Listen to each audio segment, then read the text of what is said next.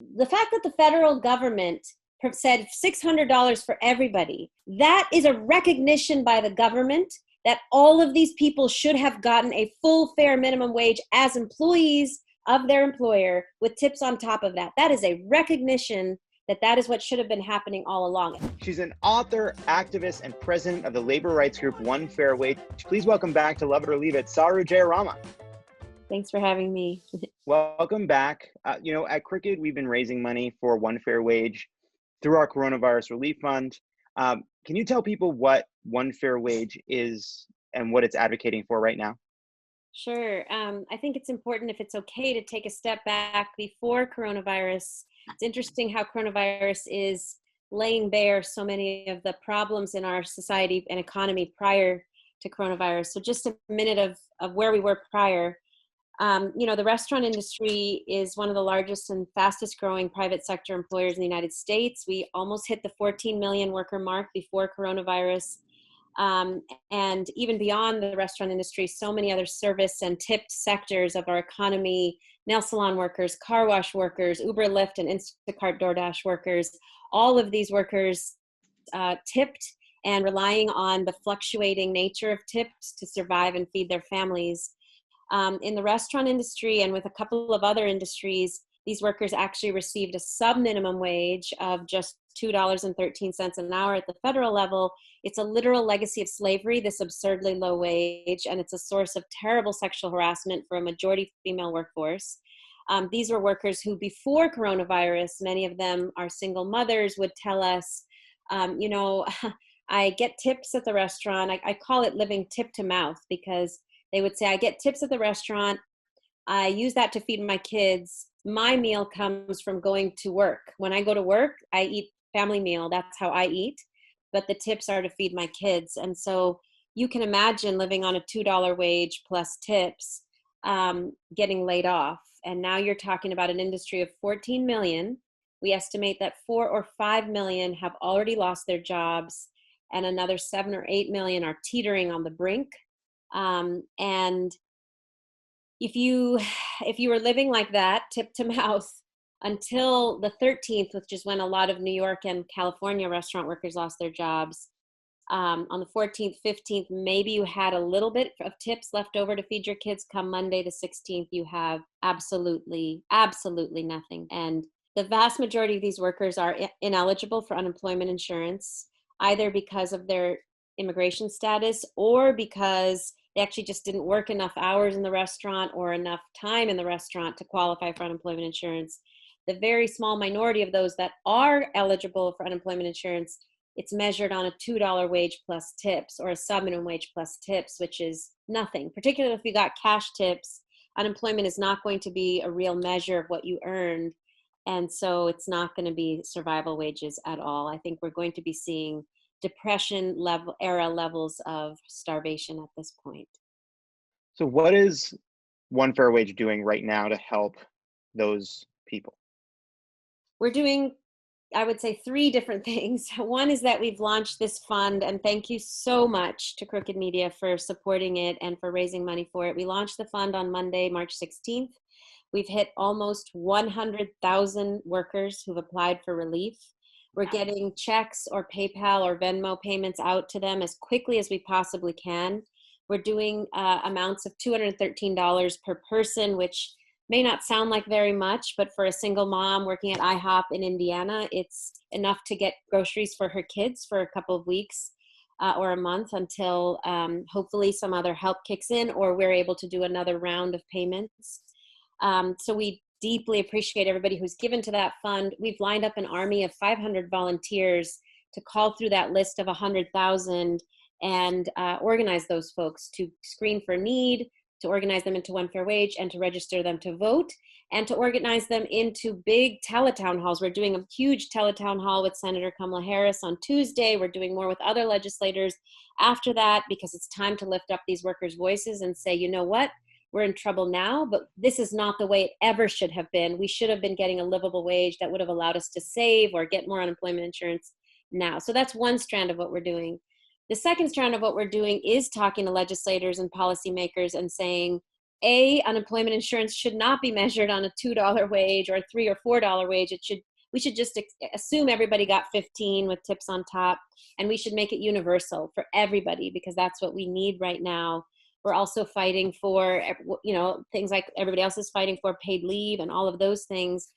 But one of the pieces I really want to highlight that we're fighting for is a piece that I think is so important to think about right now. I think it's important for all of us to think about, nothing is going to be the same. Nothing is going to be the same after coronavirus. We can't go back, and nor do we want to go back, frankly, to where we were prior to coronavirus, because it was a system that didn't work. And so what kind of an industry, what kind of an economy do we want post-coronavirus is the question. And so what we've been fighting for is that any future relief that's going to businesses should require, or if you can't get it to require, at least incentivize companies moving to 15 and a full minimum wage with tips on top. Let's make sure that the relief in this moment actually changes the future. And so we're talking to Congress members and state legislatures to say, if you're going to be doing more tax relief, rent relief, or even cash relief, loans or grants to small businesses, to large businesses, to any business, let's have it tied to a $15 minimum wage with tips on top, so we don't end up in the same place that we are right now. It's so heartbreaking to me. I live in California. California is one of 7 states that has a full minimum wage for everybody with tips on top. So when $15 minimum wage passed in California, it was for everybody, tipped and non-tipped, and tips are on top of that. And that was true in Seattle. That was true in the 7 states that have one fair wage: California, Oregon, Washington, Nevada, Minnesota, Montana, and Alaska.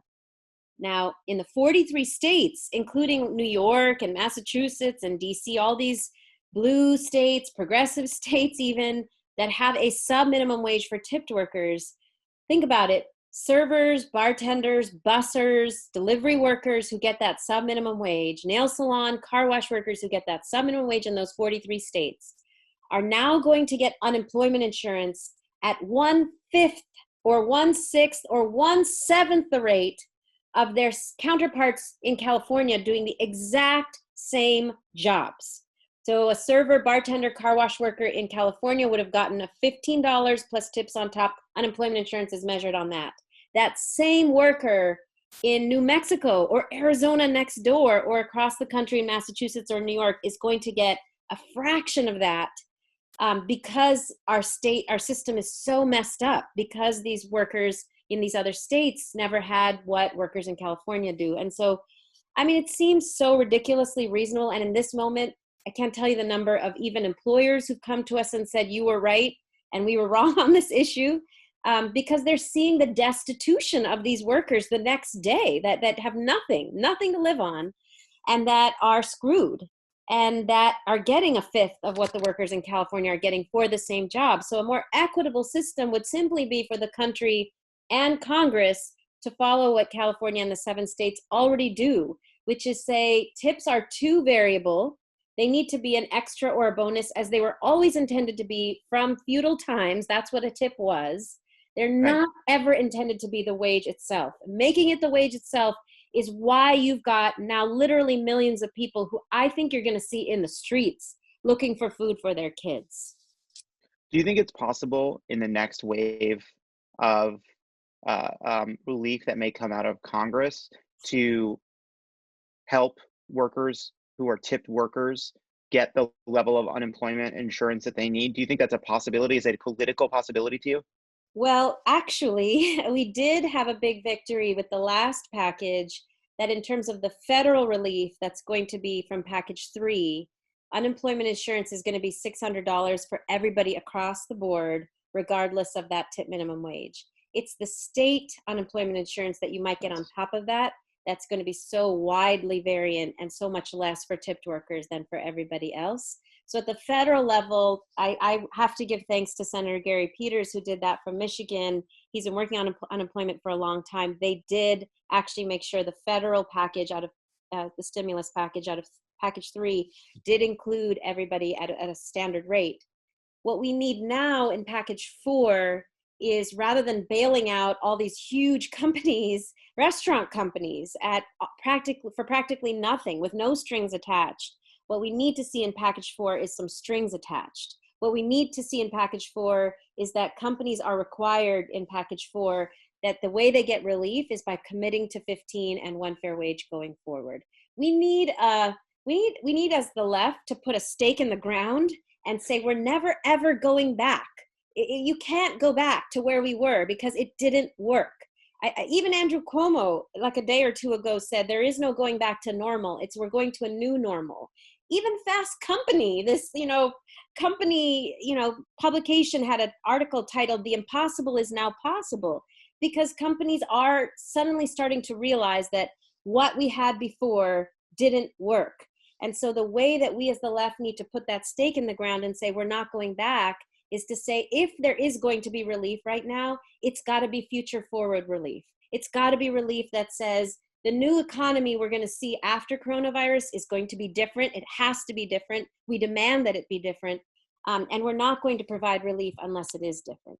I talked about this with Kara Swisher, who's been covering this from the tech side and covering these companies. And the Uber CEO comes out and says, please, in this relief package, treat Uber's contractors like employees, make sure they have those benefits. So do you think that these kinds of admissions in these moments will have an impact in the policy making going forward?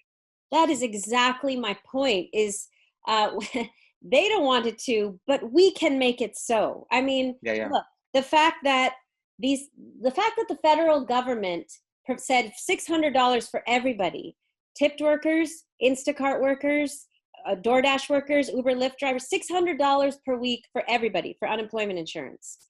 That is a recognition by the government that all of these people should have gotten a full fair minimum wage as employees of their employer with tips on top of that. That is a recognition that is what should have been happening all along. And we need to take that recognition, that $600, and say, we are never, ever going back.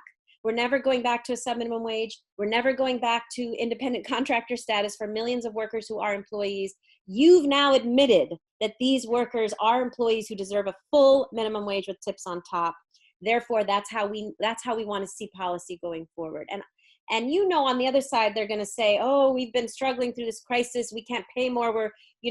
How could you ask us to pay more? We've just gone through a crisis. Well, gosh darn it, so have millions and millions and millions of workers. And suddenly America, it seems like, has woken up to the fact that these workers, we would not survive without these workers. We wouldn't have restaurants without these workers. We wouldn't get from place to place. We wouldn't have groceries without these workers. We rely on these workers. They are everyday heroes. They deserve to be treated as the professionals that they are. And clearly now there's been an admission by the CEOs and by the government that they deserve to be paid a full, fair, livable minimum wage with tips on top. What is the website people can go to give directly to One Fair Wage, that for getting money directly into the hands of people who need it? Yeah. It's www.ofwemergencyfund.org. OFW like One Fair Wage. ofwemergencyfund.org. You can both donate, and 100% of your donation will go to these service workers. You can also click to volunteer. We're desperate for volunteers to help us call these hundreds of thousands of workers and not only get them cash, but get them in the teletown halls to speak directly to their congresspeople, get them to register to vote, because clearly this is about change. It is about our political power and demanding that change post-crisis. And if you can also find One Fair Wage through the Crooked Coronavirus Relief Fund. It's in there too. That's at crooked.com/coronavirus, and you can give to the whole fund, or you can give directly to One Fair Wage and help support these workers as well. Saru Jayaraman, thank you for your advocacy. Thank you for being here. Hope you're doing okay and holding it together while doing all this advocacy from, I assume, your home. I know, it's crazy times. Thank you for having me. Appreciate it. Love it or leave it, it's love it or leave it.